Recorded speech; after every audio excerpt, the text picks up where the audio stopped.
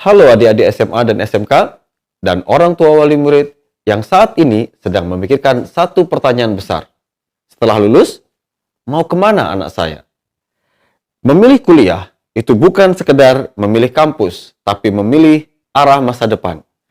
Di episode podcast Politeknik Negeri Samarinda kali ini, kita akan membahas SNPMB, jalur resmi masuk perguruan tinggi negeri. Dan kenapa Politeknik Negeri Samarinda bisa menjadi pilihan yang cerdas, aman, dan realistis bagi siswa ataupun juga bagi orang tua. Dan untuk membahas ini, sudah hadir bersama kita narasumber yang sangat berpengalaman di dunia pendidikan vokasi. Beliau adalah Wakil Direktur Bidang Akademik, Insinyur Dedi Irawan, ST, MT, IPM. Selamat datang Bapak. Selamat datang Mas Andre. Apa kabar? Alhamdulillah Bapak. Sehat? Baik. Okay. Ini pertemuan kita yang kedua nih Pak ya. Setelah kemarin kita sempat membahas tentang juga mengapa Politeknik menjadi pilihan yang tepat. Nah, betul. Kali ini kita lebih fokus kepada seleksi jalur masuk perguruan tinggi negeri. Yeah. Okay. Pak Dedi, banyak siswa dan orang tua merasa khawatir salah memilih jalur masuk kuliah. Sebenarnya seaman apa sih Pak SNPMB ini? Oke, makasih Mas. Jadi SNPMB kita clearkan dulu. Jangan sampai orang mikirnya sama dengan SPMB. Bedanya Pak? Beda, karena kalau SPMB itu sistem penerimaan murid baru. Jadi untuk masuk SMA, SD, SMP, SMA. Oke. Sementara kita itu di perguruan tinggi adalah SNPMB. SNPMB. Seleksi Nasional Penerimaan Mahasiswa Baru. Oh, gitu. Catat ya teman-teman ya. Jangan sampai nanti begitu ada tulisan SPMB daftarnya di SMA gitu kan salah lagi. Ulang dua kali. Dua kali. Jadi ini SNPMB. Nah, apa itu SNPMB? Seleksi Nasional Penerimaan Mahasiswa Baru. Dari tahun ke tahun itu kan nama bisa berubah tetapi konsep sama sebetulnya. Okay. Jadi itu dikelola oleh Majelis Rektor Perguruan Tinggi Negeri seluruh Indonesia dengan Forum Direktur Politeknik Negeri se-Indonesia. Jadi dikelola dan mulai tahun ini dikelola oleh Kemendikti-Saintek karena kita kan sudah berpisah dengan Kemendikdasmen dan Kemdikbud. Okay. Sehingga ini ada perpindahan pengelolaan sehingga kita masih menunggu lagi sistem pengelolaannya walaupun sistem seleksinya tetap sama. Oke. Jadi orang tua nggak perlu khawatir Pak ya soal legalitas ataupun kualitas daripada SNPMB ini. Iya. Jadi itu sudah dijamin lah oleh pemerintah bahwa ini seleksi nasional yang akuntabel, yang inklusi bagi seluruh peserta didik yang tamat SMA, SMU, SMK di tahun 2026, 2025, dan 2024. Oke. Pak, mungkin ini sering terjadi ya Pak ya, bahwa orang tua itu kayak kepikiran nih Pak, apa sih bedanya kuliah di Politeknik dan kuliah di universitas begitu Pak? Betul. Nah, ini kadang yang kadang mikir kan universitas dulu lah gitu ya. Benar. Nanti baru pilih Politeknik gitu ya. Iya. Tetapi sebetulnya kan kalau kita memilih, terutama adik-adik siswa-siswi nanti calon mahasiswa dan juga orang tua, kita kan lihat dulu segmentasinya. Ini kita pinginnya mau cepat bekerja, atau mau kita memang bergerak di bidang akademisnya.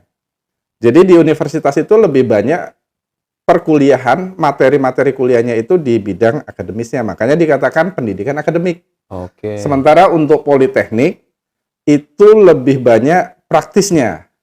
Makanya dikatakan pendidikan vokasi. Walaupun di universitas dia punya sekolah vokasi, tetapi segmennya tetap vokasional, di mana dari situ perkuliahan lebih banyak mengasah skill, attitude, dan knowledge-nya, tetapi lebih diutamakan skill sama attitude-nya. Oh, jadi begitu anak-anak yang memilih pendidikan vokasi, begitu mereka lulus, mereka sudah siap dengan dunia kerja itu Pak ya? Betul, jadi tidak lagi, tidak terlalu banyak penyesuaian. Oke. Jadi dengan 60% sampai 70% skill-nya, Itu diharapkan dia tidak terlalu capek istilahnya dan perusahaan tidak terlalu banyak memberikan effort mereka untuk langsung bisa bekerja. Oh, jadi nggak perlu training macam-macam lagi Pak ya Iya, setelah jadi lulus kuliah begitu. trainingnya boleh tapi nggak seperti di bidang akademik yang lebih banyak teorinya dulu gitu kan ya. Oke. Sementara kita kan 60-70% itu praktikum. Oh, iya Seperti iya. itu. Kalau kita melihat misalnya kondisi apa namanya perekonomian sekarang, kondisi bangsa kita sekarang, barangkali mungkin di beberapa tempat buat anak-anak kita ini cocok banget barangkali Pak ya dengan kondisi sekarang. Iya. Jadi pendidikan kita terutama di Politeknik ya, dalam seleksi nasional penerimaan mahasiswa baru ini kan di tahun ke-4 kalau nggak salah, 4 atau ke-5 nanti bisa kita koreksi lagi. Ini bergabung dalam seleksi nasional, Pak. Sebelumnya itu kan tersendiri vokasi. Iya. Tapi semakin ke sini, pendidikan vokasi itu sebetulnya bukan nomor 2 lagi. Jadi sama, setara dengan pendidikan akademik. Sehingga pada saat proses seleksinya juga digabung sekarang di dalam SNPMB itu.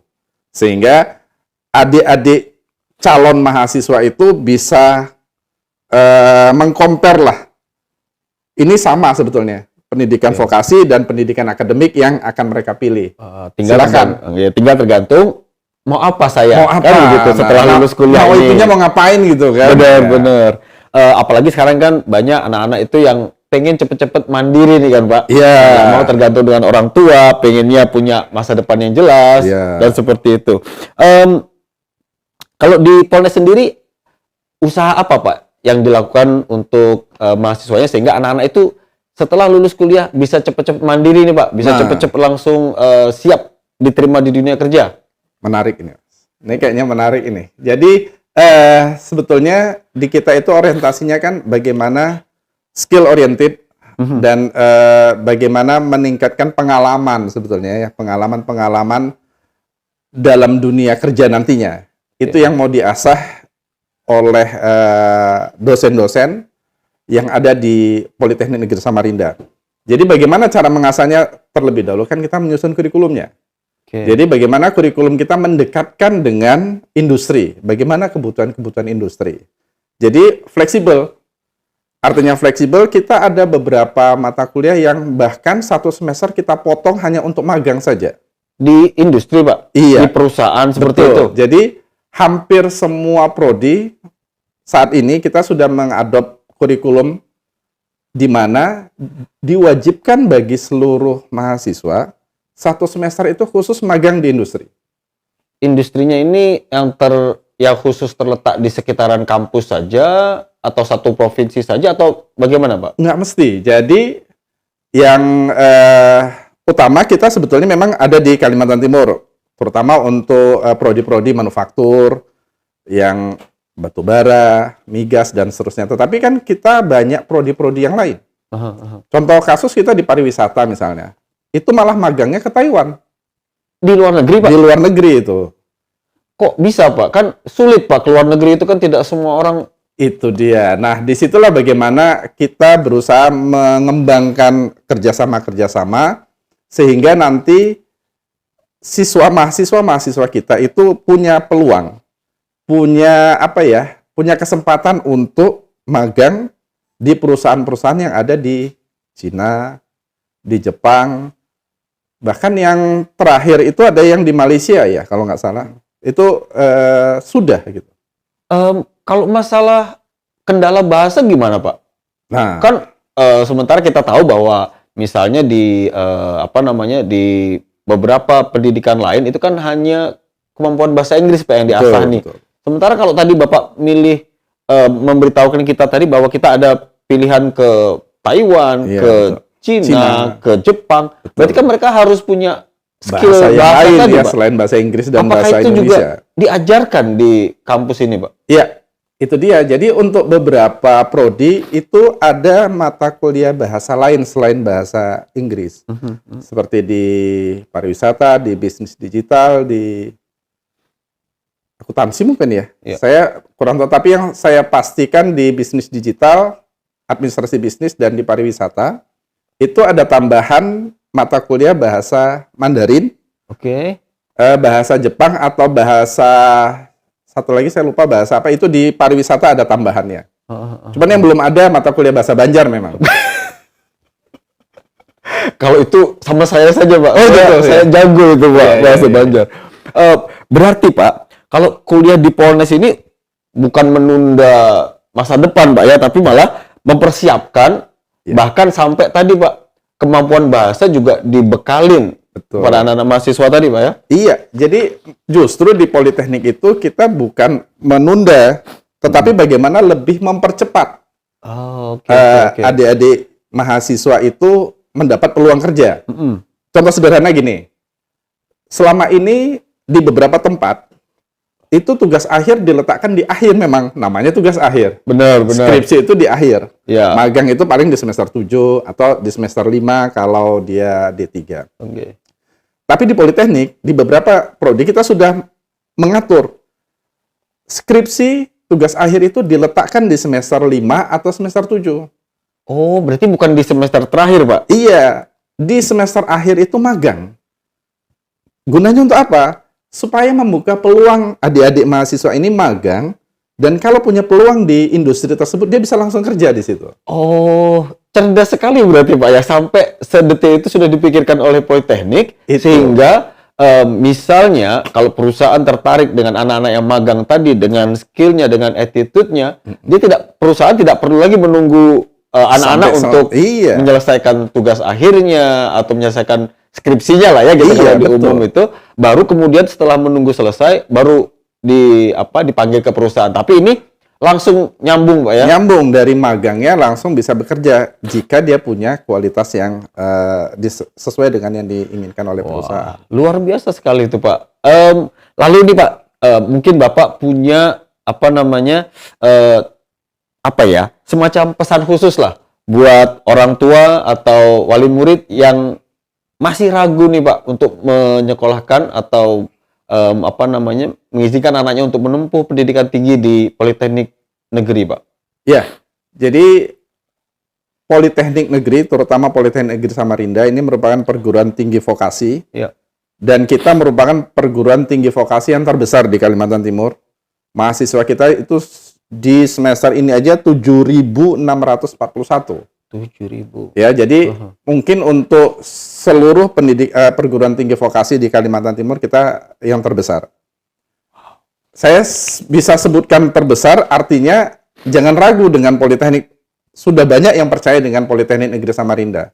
Sudah banyak orang tua yang yakin menitipkan anaknya di kita untuk dididik, untuk diasah skillnya, knowledge-nya, attitude-nya, sehingga mereka siap untuk bekerja, berkarya, dan berinovasi. Oke. Jadi jangan ragu lah ke Politeknik itu, kita bukan nomor 2 lagi nih. Iya. Ya, kita setara untuk masa depan yang lebih baik, yang lebih terukur, dan punya skill yang memang dibutuhkan di industri. Berarti sudah ada kesesuaian tadi, Pak, ya? Betul. Skillnya sudah yang dipelajari di Politeknik sudah sama atau sudah sesuai dengan apa yang diperlukan nanti pada saat mereka sudah terjun ke dunia pekerjaan. Betul. Berarti Bapak tadi ada bilang tentang skill, ada tentang bilang attitude ya, karakter, dan knowledge. Berarti kalau 3 itu sudah mereka miliki, karena dibangun oleh Politeknik, kemudian juga diasah di industri melalui magang tadi, masa depan otomatis mengikuti dong, ya?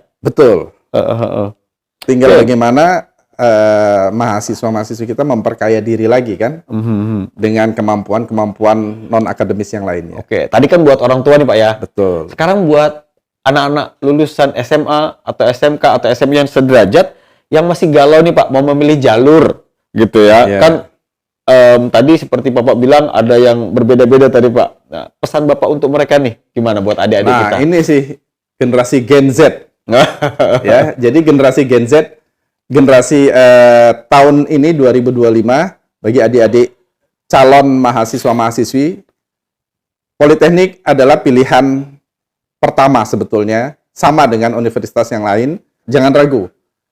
Jadi Politeknik, terutama Politeknik Negeri Samarinda, merupakan perguruan tinggi vokasi terbesar di Kaltim yang setara dengan universitas yang ada di Kalimantan Timur, bahkan di luar Kaltim. Jangan ragu, ini masa depan kalian di sini untuk mengasah skill, knowledge, dan attitude-nya sehingga mendapatkan masa depan yang lebih baik dan lebih menjanjikan. Mungkin itu ya. Oke, terima kasih banyak Pak Deddy Irawan sudah meluangkan waktunya. Dan buat adik-adik sekalian, SNPMB, saya agak belepotan dulu, Pak. SNPMB bukan sekedar seleksi, tapi awal dari perjalanan besar menuju masa depan. Nah, untuk adik-adik dan orang tua, semoga podcast ini membantu mengambil keputusan terbaik. Saya, Andi Kurniawan, pamit. Sampai jumpa di episode berikutnya. Dadah! Terima kasih.